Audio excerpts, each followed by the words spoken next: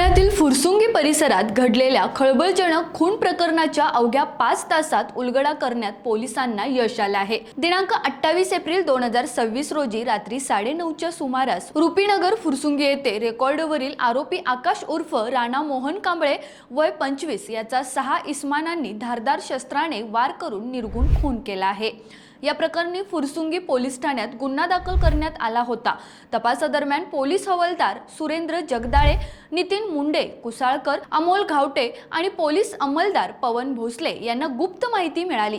मिळालेल्या माहितीनुसार मुख्य आरोपी ओंकार उर्फ ओम प्रमोद मोरे वय 23, आदित्य ज्ञानेश्वर पिंपळेकर वय 20 आणि अरुण अनिल यादव वय 20 हे मस्तानी तलावाजवळ लपून बसले होते। पोलिसांनी तात्काळ सापळा रचून त्यांना पकडलं। चौकशीत त्यांनी गुन्ह्याची कबुली दिली। विशेष म्हणजे आरोपी अरुण यादव याला 2 वर्षासाठी पुणे शहर व जिल्ह्यातून तडीपार करण्यात आला आहे। ही कारवाई पोलीस आयुक्त अमितेश कुमार, सहआयुक्त रंजन कुमार शर्मा, अप्पर आयुक्त पंकज देशमुख, उपायुक्त विवेक मासाळ आणि सहाय्यक आयुक्त राजेंद्र मुळीक यांच्या मार्गदर्शनाखाली निरीक्षक राम राजमाने यांच्या नेतृत्वाखाली सुरेंद्र जगदाळे तसेच नितीन मुंडे, कुसाळकर, अमोल घावटे, अंमलदार पवन भोसले यांनी सदरची कामगिरी केली आहे।